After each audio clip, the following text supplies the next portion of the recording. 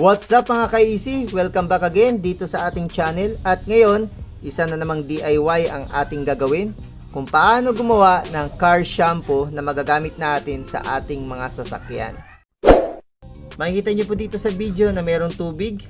Ito yung ating pangunahing sangkap, 15 liters na tubig para sa ating gagawing 17 liters na pang shampoo sa ating mga sasakyan. Dito yung ating PVC. Ito yung Magic Wand ni Mrs. Panghalo para sa ating mga sangkap. At ito naman po ang ating procedures. Yan. So pag bumili kayo nito sa Shopee or sa Lazada, meron na po kaagad yan na susundan ang paggawa ng ating car shampoo. At nandito naman po yung ating mga sangkap. From 001, 002 hanggang 0010 or 9 or 10 yata yan. At yan, kayang gumawa ng 17 liters. At ayun, simulan natin mga ka-easy kung paano gagawin. At inimikos-mikos na yan ni Mrs. Okay. Ito ang 001. In short, number 1.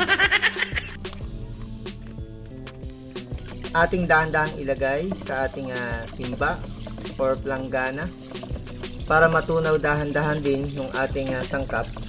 Ito yung 001 kung tawagin na bubble buster. Itong 001 mga ka-easy, kailangan na matunaw nyo munang maigi yung sangkap na ating nilagay, yung parang bigas. Pag natunaw na po yan, bago natin susundan ng ating 002. So pwede na natin ilagay ang ating 002, yung pangalawang sangkap para sa ating car shampoo.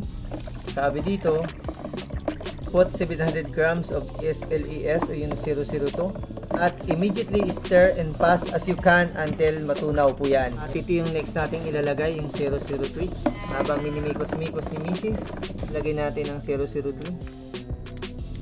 At ito naman ang 004, the next one na ating sangkap.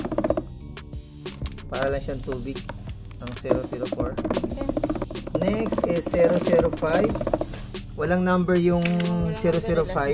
Itong walang number, ipapahuli na lang po natin. Sunod na sangkap. Hindi na kailangan kasing hintayin pang matunaw dahil wala naman talagang tutunawin sa kanila.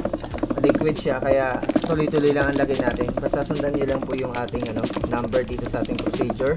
Ano po yung 009. Halos kaparehas lang siya. Halos same siya ng paggawa ng dishwashing liquid. Ito yung walang mga number. Atin na rin itong ilalagay. Ito siyang wax. May konting pampakintab na siya sa ating mga sasakyan.